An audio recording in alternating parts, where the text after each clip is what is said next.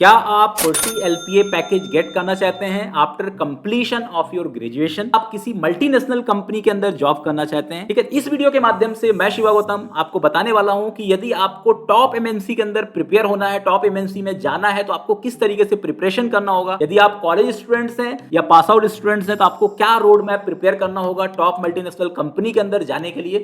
इस वीडियो के माध्यम से मैं पूरी चीजें स्टेप बाय स्टेप आपको बताऊंगा। तो देखो, बहुत सारे ऐसे स्टूडेंट्स होते हैं, हर स्टूडेंट्स की लगभग सभी स्टूडेंट जो भी बीटेक करता है, एमटेक करता है, एमसीए करता है, बीसीए करता है, बीकॉम करता है, उसका ख्वाब यही होता है कि उसको अच्छा पे मिले। आईटी में आने का मतलब ही यही होता है कि उसको अच्छी सैलरी मिले, अच्छी सीटीसी मिले, अच्छी लाइफ स्टाइल हो और वो अच्छी कंपनी में काम करे। लेकिन इसके लिए बहुत सारे ऐसे स्टूडेंट होते हैं, सिर्फ 1% स्टूडेंट को गाइडेंस मिलता है, बाकी 99% स्टूडेंट्स को गाइडेंस नहीं मिलता है। इसके चक्कर में वो पर्टिकुलर कंपनी में प्लेस नहीं हो पाते। ठीक है, उनका जो ख्वाब रहता है ना, वो अधूरा हो जाता है और वो फिर वो 8,000, 10,000, 15,000, 20,000 या इस टाइप के छोटे छोटे कंपनियों में जाकर के जॉब करते हैं। तो देखो, एक्चुअली क्या होता है कि आपको यदि बहुत बड़ा जंग करना है तो उसके लिए पहले से बहुत ज्यादा प्रिपरेशन करने की जरूरत होती है। ठीक है, ऐसा नहीं है कि आप एक दिन के अंदर कोई भी बहुत बड़ा युद्ध नहीं जीत सकते। आपने देखा होगा, आपने पढ़ा भी होगा, जितने भी आपके हिस्टोरिकल वार हुए हैं उनके लिए प्रिपरेशन भी बहुत स्ट्रांग हुई है। ठीक, वैसे ही आपके लिए ये भी एक तरह से प्रिपरेशन है। इस प्रिपरेशन में अब आपको मैं ये बताना चाह रहा हूं कि जैसे कुछ लोग बोलते हैं कि कॉलेज के अंदर का जो पर्टिकुलर क्यूरिकुलम है उसका इंटरव्यू से कोई लेना देना नहीं, ऐसा नहीं है। यदि जो कॉलेज में कंपनी आती है या जितने भी मल्टीनेशनल कंपनी होती है वो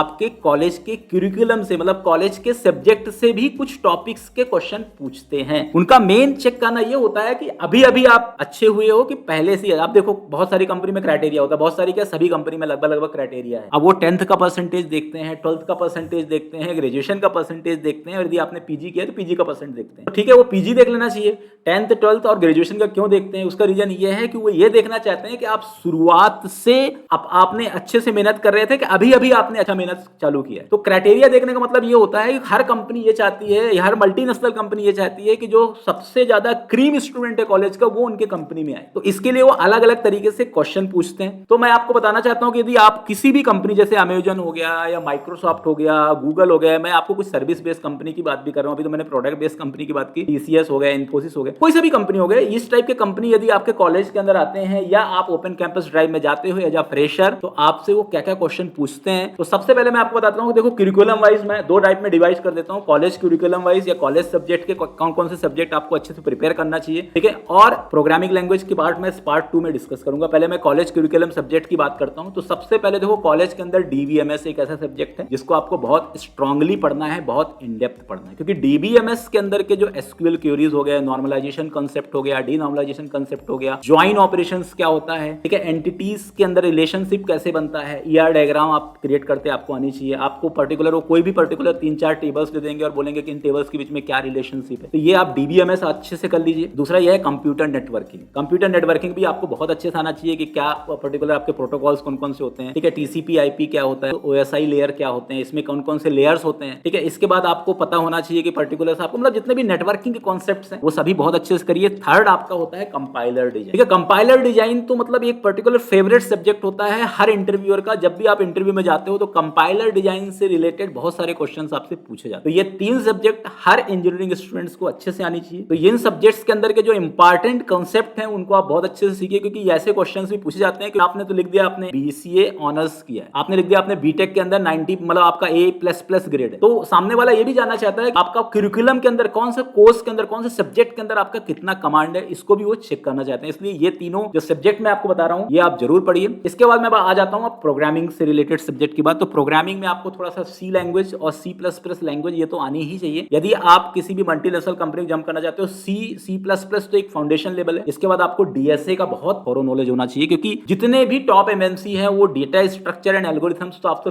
पूछेंगे। डेटा स्ट्रक्चर एल्गोरिथम्स आप जितना इन डेप्थ सीखोगे उतना अच्छा रहेगा। और डेटा स्ट्रक्चर एंड एल्गोरिथम सीखने के पहले आपको C++ यदि आएगा ना, तभी आप उसको अच्छे से प्रैक्टिकली इंप्लीमेंट कर पाओगे। क्योंकि डेटा स्ट्रक्चर एंड एल्गोरिथम्स का मतलब ये नहीं है कि आपने एरे पढ़ लिया, स्ट्रिंग पढ़ लिया, लिंक लिस्ट पढ़ लिया, बस खत्म, ऐसा नहीं है। इसके अंदर आपको ट्री आना चाहिए, इसके अंदर आपको ग्राफ आना चाहिए, इसके अंदर जितने भी टाइप के ट्री होते हैं वो सभी ट्रीज आने चाहिए। इसके अंदर के जो रियल टाइम प्रॉब्लम्स होते हैं, मतलब सिस्टम डिजाइन करते आने चाहिए। किसी भी टाइप का कोई सिस्टम डिजाइन यदि आपका इंटरव्यूअर कराता है तो उसको आपको सॉल्व, मतलब कम से कम 500 अलग अलग टाइप के प्रॉब्लम को आपको सॉल्व करना है। तो ये चीजें मैंने आपको बता दिया कि ये अब आपको बहुत ज्यादा नहीं पढ़ना है। देखो, बहुत सारे बच्चे ऐसे होते हैं जो सीधे सीधे प्रोजेक्ट बनाने लग जाते हैं, जावा पढ़ने लग जाते हैं। डायरेक्टली आपको पहले जावा नहीं पढ़ना है, क्योंकि कॉलेज के अंदर जितने भी टॉप कंपनीज आते हैं, मल्टीनेशनल कंपनी आते हैं, उनको हाई लेवल लैंग्वेज से मतलब नहीं है, उनको फाउंडेशन फाउंडेशन से मतलब है, उनको बेस से मतलब है। हाँ, मैं ये मना नहीं कर रहा हूँ कि आप जावा मत पढ़िए, लेकिन आपको पहले जो आपका फाउंडेशन लैंग्वेजेस हैं जैसे सी, सी प्लस प्लस, डीएसए, ये आप अच्छे से कंप्लीट करने के बाद फिर कोई भी एक हाई लेवल लैंग्वेज आप ले सकते हो, चाहे वो पाइथन हो, चाहे वो जावा हो, चाहे वो डॉटनेट हो, चाहे वो रूबी ऑन रेल्स हो, चाहे वो कोई भी प्लेटफॉर्म हो, क्योंकि आपको प्रोजेक्ट बताना है और प्रोजेक्ट आपको सी, सी प्लस प्लस, डीएसए में तो बताओगे नहीं। इसके लिए आपको पर्टिकुलर कोई ना कोई पर्टिकुलर हाई लेवल लैंग्वेज या कोई टेक्नोलॉजीज आपको यूज करनी होगी, चाहे वो वेब टेक्नोलॉजीज हो या मोबाइल टेक्नोलॉजीज हो, तो फिर आप उसके अंदर पढ़िए और एक प्रोजेक्ट आपको रियली बनाना होगा, क्योंकि प्रोजेक्ट के इंटरव्यूज क्वेश्चन बहुत ज्यादा पूछे जाते हैं। तो मैंने आपको 3 फेस में बता दिया कि पहला आपको करिकुलम वाइज क्या प्रिपेयर करना है, दूसरे नंबर पे प्रोग्रामिंग लैंग्वेजेस की जर्नी कैसे आपको स्टार्ट करना है, तीसरा आपको प्रोजेक्ट कैसे बनाना है। तो प्रोजेक्ट के लिए आपको हाई लेवल लैंग्वेज सीखना जरूरी है, क्योंकि यदि आपने प्रोजेक्ट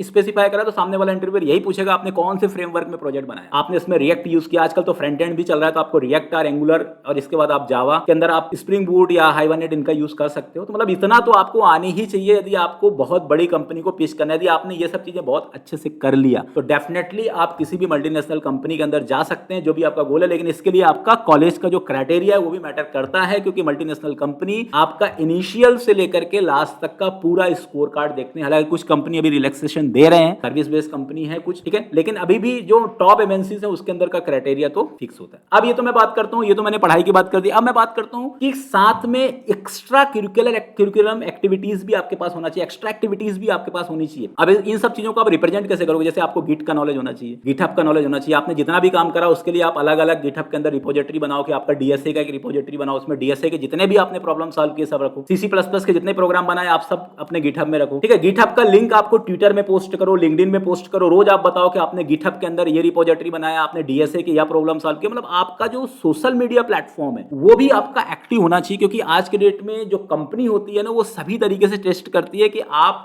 पर्टिकुलर सोशल, जो आपका जो मॉडर्न टूल्स हैं, ठीक है, मॉडर्न टेक्नोलॉजीज हैं, आपका नेटवर्किंग कितना अच्छा है, आप किस तरीके से, मतलब जो आपने पर्टिकुलर, ऐसा तो नहीं है कि आपने एक दिन एक रात में बैठ करके आपने सब कॉपी पेस्ट करके एक ही साथ पूरा बना लिया। ठीक, उनका मतलब ये है कि आपने जितनी भी चीजों को आपको पढ़ना ना उन सब चीजों को आपको रिप्रेजेंट भी करना है। अब मैं रेज्यूमे का भी इंपॉर्टेंस ही बताता हूँ कि जब भी आप किसी भी मल्टीनेशनल कंपनी के लिए प्रिपेयर हो तो आप अपने रेज्यूमे के अंदर जितनी भी चीजें आपने की है उन सबको मेंशन करना है। आपने डीएसए यदि करा है तो आपको डीएसए को मेंशन करना है, आपको सी मेंशन करना है, सी प्लस प्लस मेंशन करना है, जावा कोड मेंशन करना है, स्प्रिंग बूट मेंशन करना है, हाइबरनेट, इन सब कीवर्ड्स को लिखना है। साथ में आपने टूल्स में यूज किया गिट, गिटहब, आपने मैवेन यूज किया, आपने जीरा यूज किया, आपने कुछ डेवऑप्स या एडब्ल्यूएस के अंदर कुछ क्लाउड सिस्टम यूज किया, कुछ पाइपलाइन यदि आपने बनाया, तो इन सब चीजों को आपको मेंशन करना है। आपने कुछ एआई टूल्स का यूज किया तो वो भी आप मेंशन करो, क्योंकि एक्चुअली क्या होता है कि ये सब चीजें आपके लिए बहुत इंप्रेसिव होती हैं, और जब आप इंटरव्यू में जाते हो तो ये सब चीजें यदि आप करते हो तो इंटरव्यू समझता है कि आपने जो 4 साल है ना सिर्फ और सिर्फ आपने मस्ती नहीं की है, आपने पूरा का पूरा जो अपना डेडिकेशन है वो अपने टेक्नोलॉजी के ऊपर आप पूरी तरह से डेडिकेटेड थे। आप सिर्फ 6 महीने या 4 महीने के लिए प्रिपेयर नहीं कर रहे हो, आप इनिशियल स्टेप से सिंसियर थे, ठीक है। तो ये जो मैंने आपको रोड मैप बताया ये सभी के लिए बेनिफिशियल है। अब जो लोग पास आउट हुए उनके पास तो 4 साल का समय नहीं है, तो उनको थोड़ा सा मेहनत ज्यादा करनी पड़ेगी, क्योंकि जो पर्टिकुलर 4 साल करेगा वो 2-2 घंटे रोज पढ़ेगा तो कर सकता है। यदि आप पास आउट हैं तो आपको देखो 2 महीने में तो कोई भी टेक्नोलॉजी को प्रिपेयर नहीं कर सकता। इस रोड मैप को यदि आप फॉलो करना चाहते हो कम से कम 6 महीने आप रोज 8-8 घंटे यदि आप दोगे तो आप इस रोड मैप को फॉलो कर सकते हो, क्योंकि आज के डेट में बिना रोड मैप को फॉलो किए हुए किसी भी टॉप मल्टीनेशनल कंपनी में आपकी जॉब नहीं लग सकती। किसी भी टाइप का कोई शॉर्टकट नहीं है, किसी भी टाइप का कोई प्रलोभन नहीं है। कोई भी पर्टिकुलर आपका कंसल्टेंसी ये बोलती होगी कि आपको इतना रुपए आप दे दो और इसके बाद आपकी जॉब लग जाएगी, ऐसा कभी भी पॉसिबल नहीं है।